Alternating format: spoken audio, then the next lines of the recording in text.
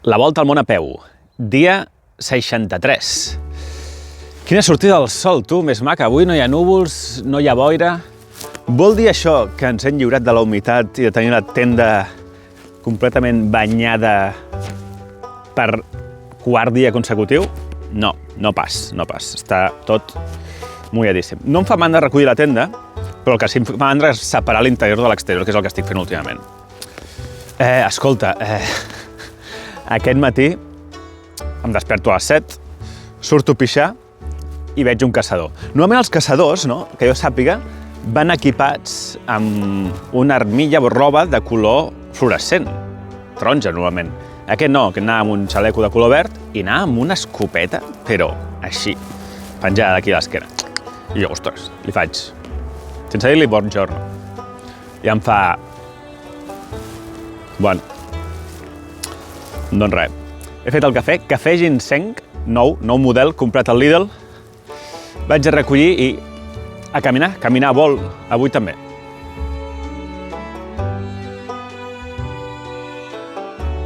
Atenció al que estic veient ara mateix. Mireu que brutal. Avui és dissabte 31 de gener i el dia és molt clar, com he dit aquest matí, i buah, es veu, mira, atenció, això què són? Són els prealps julians, o juliesos, tal com he vist al mapi, i les dolomites friulianes, a l'esquerra i l'altre a la dreta. Buah, quina imatge, eh? Les muntanyes nevades aquí. Cap d'aquests, que es veu en primera plana, és un 3.000, Tots són 2.000 i pico. Per cert, un seguidor m'apunta que quan vaig dir que vaig creuar els Alps Marítims, resulta que no, que eren els Apenins septentrionals, he vist una miniatura d'un vídeo a YouTube i segons aquesta persona, per la marca que fa, sembla que la zona que on vaig passar jo, ell ho marca com a Alps.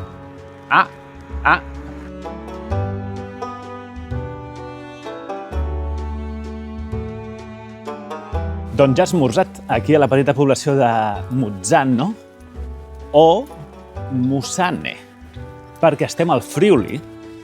Friuli és una regió autònoma amb un estatus especial d'Itàlia, en la qual, a part de parlar l'italià, es parla el frulà, que és com la Viquipèdia diu que es diu aquest idioma, el frulà, i moltes coses estan titulades als comerços en frulà i en italià, com per exemple això que veieu aquí. Les dues ciutats més importants d'aquesta regió són Trieste, que és on anem demà, i Udine, potser us sona el nom d'aquesta ciutat, Udine. Molt bé, vaig a la posta italiana a enviar, ara sí que sí, les últimes postals. Al final només hi ha 3 persones, de les quals no m'han donat l'adreça de casa seva, llavors no l'he pogut enviar les postals. Trobo que de 400 postals, gairebé, que he enviat, 3 que no he tingut l'adreça, no està mal. Vull dir, sap greu, però és una mitja bona. Aquí tenim el d'això, la bústia.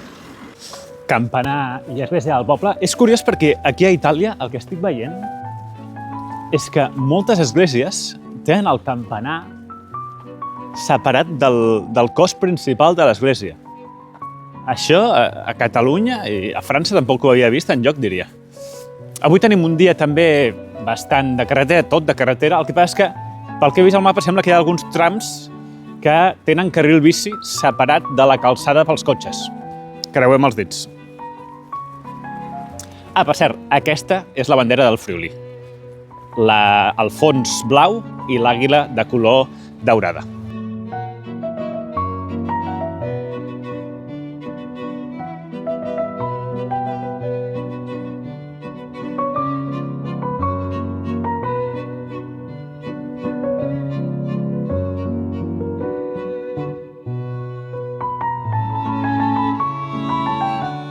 Següent poble, Sant Giorgio de Noiar, en friülès, Sant Giorgio de no sé què, en italià. Quan entro en una ciutat, aquesta és una ciutat més gran, o un poble, normalment em trec la caputxa per no semblar molt raro, encara que, tal com estic ara agafant el mòbil, tothom m'està mirant. Això és una mica incòmode, no us enganyaré, però bueno. si hi ha molta gent, encara. Pentino una mica sempre que em despentino amb la caputxa. I, a veure si puc trobar algun refresc i sentar-me a alguna taula de pícnic, que avui tinc el dinar, el tinc de supermercat d'ahir.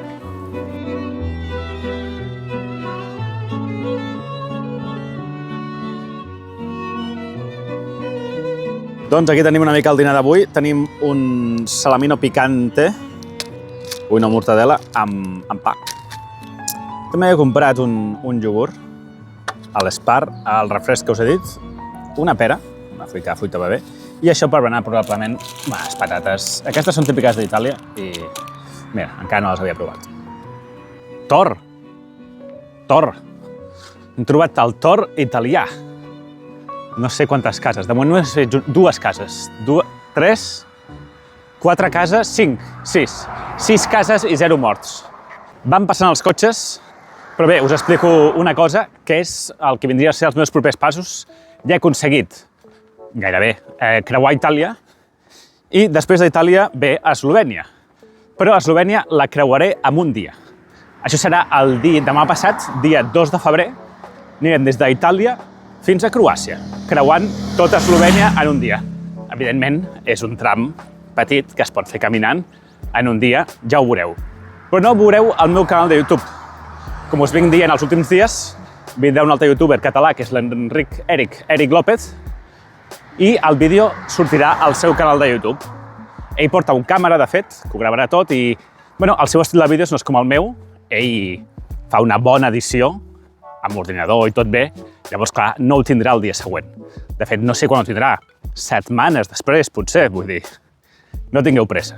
El que està clar és que una de les etapes reines d'Europa, la de creuar Eslovènia en un dia, no estarà al meu canal. Estarà al canal d'Eric López. Quan surti, ja us ho anunciaré. Un cop arribat a Croàcia, la manera més ràpida per creuar Europa i arribar a Istanbul seria anant per Sèrbia, o sigui, Croàcia, Sèrbia, Bulgària, Turquia. Què passa? Jo no faré aquesta ruta. Com vaig començar a imaginar aquesta ruta, sí que vaig traçar-la cap aquí, però de seguida em vaig donar compte que per les èpoques que jo tenia previst començar el viatge, la part de Croàcia i Sèrbia seria massa freda. Es pot fer. De fet, ara mateix les temperatures mínimes d'aquestes zones que anem mirant són mínimes com a molt de -3 algun dia, cosa que ja he tingut i es podria fer.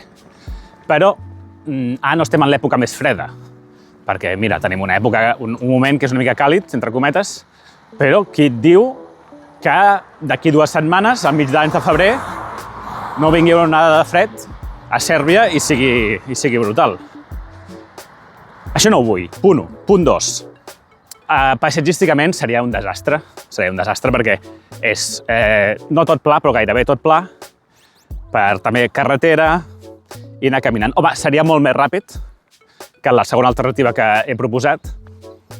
I Sèrbia és un país que no conec, però no sé si hi ha algú serbi que està mirant això, però és un país que té una història que no cau molt bé, Sèrbia. És un país que no cau molt bé. Per tant, l'alternativa que tenia prevista i la que 99,9% segur faré és la de seguir la costa de l'Adriàtic, creuant tots aquests països, Croàcia, Bòsnia, Montenegro, Albània, Grècia, i després Turquia. Això em retrasarà bastant, una mica, bastant respecte a la ruta aquesta que travessa Sèrbia, però paisatgísticament serà molt més interessant perquè anirem pel mar Mediterrani, hi haurà muntanyes, hi haurà molts monuments de la UNESCO molt interessants. En fi, ja ho veureu, anirem descobrint-ho junts.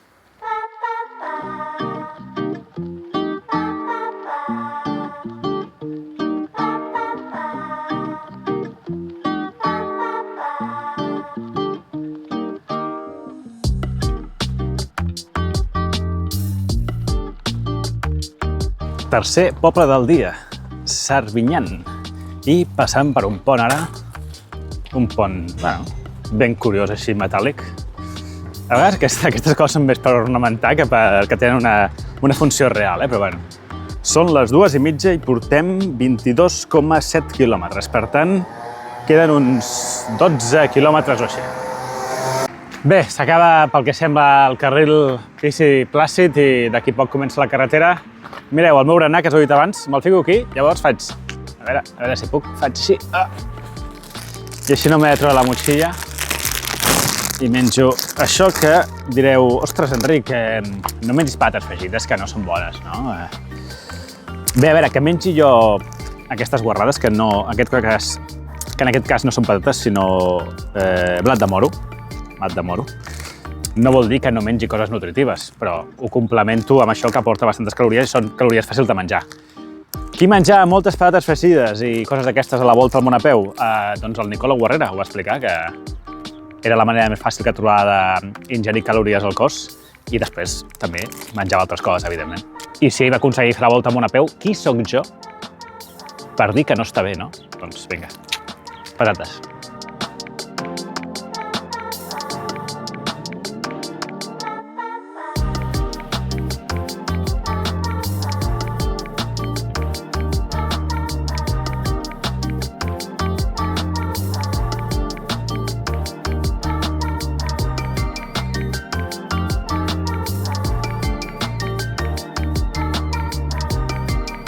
He anat per camí aquest d'aquí sota i no. Havia d'anar per la carretera d'aquí dalt. I per no tornar enrere, estic pujant aquest talús que està ben empinat, ben empinat. Hi ha esbarzers, mireu. Mireu els esbarzers, són secs, per sort.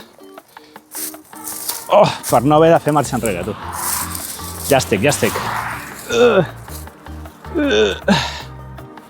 Uf, val. Bona posta de sol, avui també. Ja estic a les afores de Ronchi del Legionari. Què fica aquí? Ciutat del cúrling? Cúrling? Bé, això li he de preguntar al Giordano sí o sí, això del cúrling. Moltíssima gent, però a pata de gent, No sé si trobaré ningú. Ciao! Ti ho lasciato piccolo ora, come stai? Bene? Stanco? Tutto bene, Sì, stanco. Da dove vieni oggi? So, Giordano, please explain us what is the curling Misiak. Curling Misiak is a sport, is a special type of curling played only here in Ronchi dei Legionari. The rules are a little bit different, the field is a little bit smaller, but there is one peculiarity that is we play with the pants, with a pot, But yes. it's like a pressure pot. Of course, the pressure pot. Una olla a pressió. Es fa el curling amb olla a pressió. Exactly. Important tournament for the town. Okay. This year played 72 teams. 72 teams in a village that is how many villages? 12,000. 12,000. And of course there are some teams from the surrounding foreigners, maybe 5 kilometers, not more. It's a very... You're proud of it. You're proud. I'm part of the Le Alci di Vermean, the Moose. That's your team? Yes. And in other years you've won, right? Yes, 2 times. we won two tournaments. We are one of the most valuable teams. This year we arrived 9th. Not so good, but yes. It's the funny thing. You can go on the YouTube, Instagram. Yes, of course. It's very funny. The people are always dressed with the typical. Cheers for the curling and cheers for your goal today. Thank you, Eric. Have a nice trip back to Plaça de Catalunya.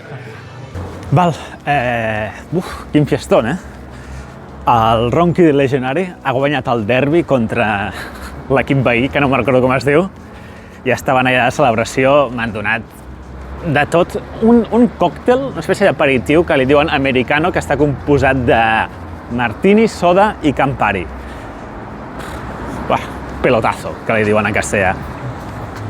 Val, i ara per què camino? Doncs perquè ara anem a sopar amb el Giordano, que per cert ha marcat el gol de la victòria, el capità, el Giordano, ha marcat el gol de la victòria, i anem a sopar a un lloc. Llavors, clar, m'ha dit, ostres, et porto un cotxe. Clar, però si el tema és que si em porten cotxe després he de tornar a caminar des de l'estadi, no ve bé, llavors dic, mira, no et preocupis, són 10 minuts caminant ja ens trobem allà. Val, faig resum, senyors. Avui sortiran uns 38 quilòmetres i pico, 3 cafès. He parlat amb bastantes persones avui, tipus 8, 9, 10, no ho sé. I en italià, amb tothom, per tant, molt content, tothom m'ha entès, tothom... Sembla que el meu italià no està tan malament. I de calés serien 9 de l'esmorzar i 7 i mig, crec? No, 5 del supermercat. Al final no acampo al camp de futbol, al final dormiré, que és el Giordano. Així que res, senyors, ha sigut un bon dia.